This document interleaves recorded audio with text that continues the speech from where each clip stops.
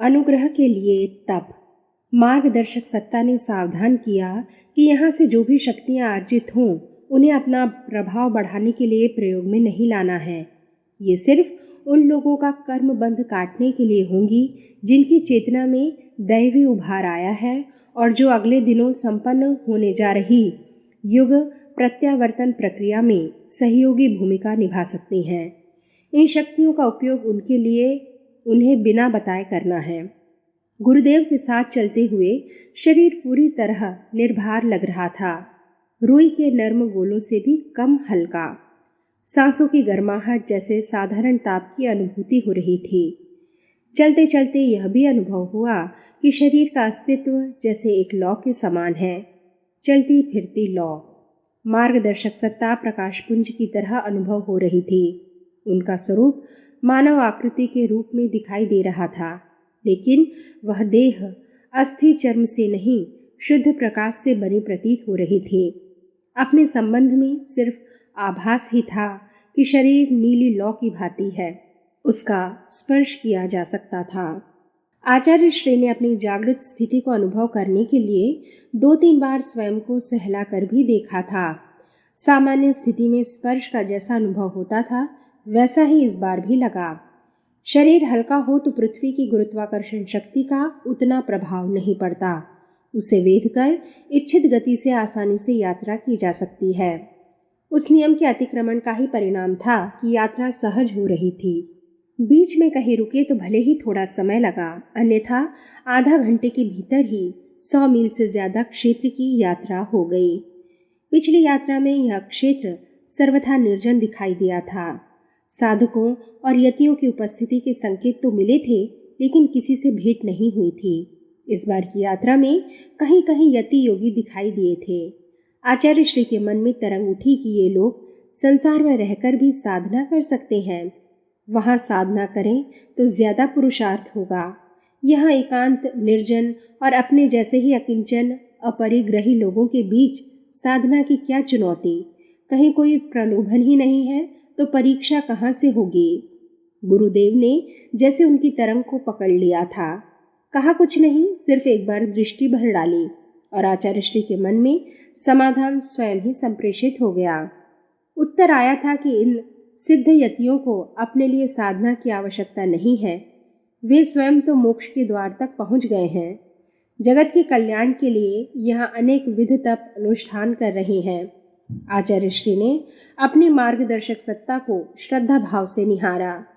गुरुदेव ने उन्हें देखकर बैठ जाने का संकेत किया। आचार्य श्री नीचे जमीन पर बैठ गए। गुरुदेव भी उनके सामने ही बैठे। आचार्य श्री को संकोच हुआ। आसपास देखा, कोई उच्चासन दिखाई नहीं दिया कि गुरुदेव के लिए वह प्रस्तुत करें। कंधे पर रखा अंगवस्त्र उतारा और बिछाते हुए गुरुदेव से उस पर बैठ जाने का अनुरोध किया। शिष्य का मन रखने के लिए गुरुदेव उठे और यह कहते हुए उस पर बैठ गए कि गुरु और शिष्य में कोई अंतर नहीं है, सिर्फ कक्षा ही अलग है। गुरु जिस वृक्ष का पका हुआ फल है, शिष्य उसी वृक्ष की कच्ची और हरी टहनी है। दोनों एक ही सत्ता के समतुल्य अंग हैं। गुरुदेव का यह उद्बोधन सुनकर आचार्य श्री ने कहा, यह वक्तव्य आपकी ओर से आया है। आप आराध्य हैं, स्वयं कह सकते हैं, लेकिन मैं शिष्य के अधिकार से ही बोल सकता हूँ। वह यह कि मुझे श्री चरणों में बना रहने दें।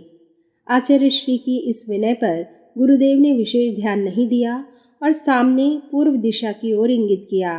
देखा, जिधर संकेत किया था उस घाटी में कई तापस जप तप और ध्यान में लगे हुए थे। क्षेत्र में 24 यज्ञ कुंड बने थे। उनमें से यज्ञ धूम्र उठ रहा था, अग्निशिखाएं उठ रही थीं, जैसे अभी कुछ क्षण पहले ही साधक अग्निहोत्र कर उठे हों। अग्निशिखाएं स्वर्णिम आभा लिए हुए थीं, उन पर नील आभा छाई हुई थी। कुछ कुंडों पर अब भी आहुतियां दी जा रही थीं। आहुतियां देते या जप करते हुए जो सन्यासी दिखाई दिए, उनमें कई नए थे। यद्यपि वे सभी उम्र और देह स्थिति वाले थे। शरीर की अवस्था देखकर वे 30 से 80 वर्ष की उम्र के बीच के लगते थे। आचार्य श्री ने नए दिखाई दिए सन्यासियों को पहचाना और याद करने लगे कि उन्हें लौकिक क्षेत्र में कहाँ देखा है। एक सन्यासी के बारे में याद आया कि उनसे रामेश्वरम में भेंट हुई है, अब से 15-20 साल पहले। तब वे गायत्री महायज्ञ के सिलसिले में वहां गए थे। स्थानीय लोगों का विरोध बढ़ने पर वे आचार्य श्री के पक्ष में लोगों को संगठित करने आए थे। उन्हीं के कारण स्थानीय पुरातनपंथी पंडितों को बाहुबल से हस्तक्षेप करने की हिम्मत नहीं हो पाई थी। अपनी ओर से आचार्य श्री को देखते हुए उस योगी ने भी देखा, लेकिन वह सिर्फ एक दृष्टि निक्षेप था। अगले ही पल वे अग्निहोत्र कर्म में लग गए। गुरुदेव ने आचार्य श्री की ओर देखा और कहने लगे, हाँ, यह वही साधक है जिसने रामेश्वरम में तुम्हारी मदद की थी। और भी लोगों को देखोगे तो पहचानोगे, या आगे कभी तुम्हारे सामने या तुम्हारे किसी काम में यह लोग मदद करने आएंगे। यज्ञ कर रहे उन ऋषियों में कुछ को सहस्त्र कुंडीय गायत्री महायज्ञ के समय देखा था। समय का कोई अनुमान नहीं लगाया जा सकता था। करीब 1 घंटा ही बीता होगा कि पूर्व दिशा में स्वर्णिम प्रकाश दिखाई देने लगा था। सविता देव उज्जवल धवल बर्फ पर अपनी किरणें बिखेरते हुए ऊपर क्षितिज पर चढ़ रहे थे। आचार्य श्री ने उठकर सविता देव को प्रणाम किया, गुरुदेव की वंदना की। प्रणाम और वंदना करते हुए आचार्य श्री उठकर खड़े हो गए थे। गुरुदेव ने कुछ निकट आने और बैठ जाने का संकेत किया। आचार्य श्री बैठ गए थे तो गुरुदेव ने अपना दाहिना हाथ उठाया और उसका अंगूठा धीरे से उनकी भौं के मध्य लगाया। आज्ञा चक्र या भ्रू मध्य में अंगूठे के स्पर्श के साथ गुरुदेव की अंगुलियां आचार्य श्री के सिर का स्पर्श करने लगी। उन्होंने कुछ कहा नहीं, लेकिन आचार्य श्री ने अनुभव किया कि जैसे गुरुदेव ध्यान से देखने के लिए कह रहे हों। अंगूठे का स्पर्श होते ही उनके नेत्र मुंदने लगे थे और भीतर एक दूसरा ही जगत दिखाई देने लगा था। प्रतीत हुआ कि एक आकृति उभर रही है और विस्तीर्ण होती जा रही है। विस्तार लेते हुए वह विराट रूप धारण कर रख गया। वह आकृति भयावह भी थी और सौम्य भी। वह आकृति मानवीय थी, लेकिन जगत के संबंध में जो भी कल्पना की जा सकती थी वह अब सब उसमें दृष्टिगोचर हो रहा था। लगता था कि इस दृश्य में अग्नि, सूर्य, पृथ्वी, ग्रह, नक्षत्र आदि घटक दिव्य और अप्रमेय रूप में अपने आप व्यक्त हो रहे थे। विराट जगत या रूप इतना सक्रिय दिखाई दे रहा था जैसे वहां सभी दिशाओं में हाथ फैले हों और वे अलग अलग कर्म कर रहे हैं। जगत के घटकों की संरचना का, उनके संरक्षण का और साथ ही जरा जीर्ण हो चुके घटकों को तोड़ने मरोड़ने का भी। दृश्य इतना विराट था कि जैसे उसमें तीनों लोक समा गए हैं। अर्चना स्तुति से परे। उस रूप के बाहर अनेक ऋषि, योगी, देवता, दानव, नृप, विद्वान और योद्धा इस विराट रूप की अर्चना करते हुए खड़े हैं।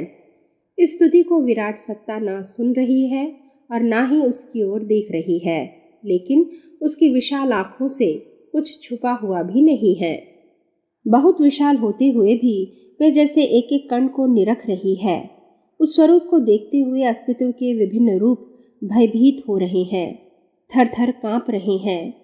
उनमें कई उड़ते हुए से उस स्वरूप के भीतर समा रहे हैं, जैसे धूल के कण उड़कर शरीर से चिपकते हैं या सूक्ष्म क्षण यंत्र से देखने पर सांस लेते समय नासापुटों में जा रही हवा के साथ असंख्य कण भीतर प्रवेश करते दिखाई दें। उस स्वरूप का ब्रह्मांड की भांति विस्तार होता जा रहा था। कहीं कोई अवकाश था ही नहीं। लगा कि आचार्य श्री स्वयं भी उस स्वरूप में समा गए हैं। वह स्वरूप एक साथ मधुर, दिव्य, आकर्षक, विकराल, विद्रूप, भयावह, भीषण और अलौकिक सब कुछ था। फिर लगा कि वह विस्तार सिमटता जा रहा है, सिकुड़ते सिकुड़ते लुप्त हो गया है और तिरोहित भी। तिरोहित होते ही आचार्य श्री ने देखा गुरुदेव खड़े हैं। उन्होंने कपाल और सिर को आवृत करता हुआ अपना हाथ हटा लिया है और उनका दायां पैर कंधे पर रखा हुआ है। अपने कंधे पर पैर रखे होने की स्थिति में ही आचार्य श्री ने कुहनियों तक हाथ जोड़कर गुरुदेव को प्रणाम किया और शांत भाव से बैठ गए। उनकी दृष्टि मार्गदर्शक सत्ता पर टिकी हुई थी। उसमें कोई भी प्रश्न, जिज्ञासा या प्रतीक्षा का भाव नहीं था। चेहरे पर तृप्ति और शांति का भाव था। गुरुदेव ने कहा, परम सत्ता अपनी अनंत भुजाओं से समस्त लोकों का आलिंगन किए हुए है।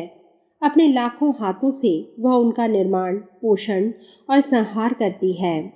सूर्य और चंद्रमा जैसे उनके नेत्रों में एक साथ भस्म कर देने वाला तेज और दाहक ताप को शांत करने वाली सौम्य शीतलता के साथ अग्नि की प्रचंड लपटों जैसी उनकी जिह्वाओं को अंतश्च चक्षुओं से प्रत्यक्ष देखा जा सकता है। कल कल बहते झरनों के मधुर संगीत सहित वेगवती नदियों की धाराओं की विविध अभिव्यक्तियां उस सत्ता के ही स्फुलिंग हैं। कहते कहते मार्गदर्शक सत्ता मौन हुई। आचार्य श्री ने नतमस्तक होकर उनके चरणों की ओर देखा, जिसे पूछ रहे हों कि इस अनुग्रह के साथ क्या आदेश है। मार्गदर्शक सत्ता ने कहा, सर्वशास्त्रमयी, जिस मंत्र ने तुम्हारी चेतना को इस शिखर तक पहुंचाया है, उसके माध्यम से इस विराट पुरुष की आराधना करो। विश्वरूप परम सत्ता के रोम रोम को इन अक्षरों से सजाओ। आचार्य श्री अपनी मार्गदर्शक सत्ता के सामने फिर नतमस्तक हुए। यह उनकी आज्ञा शिरोधार्य करने का प्रतीक था। गुरुदेव ने फिर कहा, महाकाल एक बार फिर जराजीर्ण और अवांछनीय को नष्ट करने का संकेत कर चुका है। उस ध्वंस से जो रिक्त होगा, उसे भरने के लिए सृजन की देवी गौरी तत्पर हो गई है। जाओ और जागृत आत्माओं को नियंता के इस संदेश से अवगत कराओ। गुरुदेव के साथ रहते उनकी लीला और संदेशों का आनंद अनुभव करते हुए आचार्य श्री को यह याद ही नहीं रहा कि आषाढ़ का शुक्ल पक्ष आरंभ हुए 2 सप्ताह बीत गए हैं। आज गुरु पूर्णिमा की वेला है। आकाश में पूर्ण चंद्र खिला हुआ था। बिना किसी पूजा उपचार और कर्मकांड संपन्न किए आचार्य श्री ने मार्गदर्शक सत्ता के सामने आत्मनिवेदन किया। निवेदन था कि रात उन्हीं के सानिध्य में व्यतीत करना है। इसके लिए शब्दों का उपयोग नहीं किया था। मार्गदर्शक सत्ता ने इस निवेदन को जैसे पढ़ लिया, स्वगत ही कहा, रात ही क्यों, पूरा जीवन ही इस चेतना का प्रतिनिधित्व करता है। इस चेतना कहते हुए वे अपनी ओर संकेत कर रहे थे। कहा था कि यहाँ से मिलते रहने वाले निर्देशों का समर्पण भाव से पालन करना ही तुम्हारे लिए गुरु पूर्णिमा की दक्षिणा है। निर्देश में अभी हिमालय में ही रहने का संकेत था। मन में अद्भुत शांति और आश्वस्त भाव था। आगे किसी सहयात्री या मार्गदर्शक की आवश्यकता प्रतीत नहीं हो रही थी। संवाद और संपर्क का वह दौर वहां पूरा हुआ। गुरुदेव के जाने के बाद आचार्य श्री सोचने लगे कि किस दिशा में जाएं। वे गुरुदेव की सिद्धशाला की ओर देखने लगे। यज्ञ कुंडों में उठ रही ज्वालाएं संयत हो गई थीं।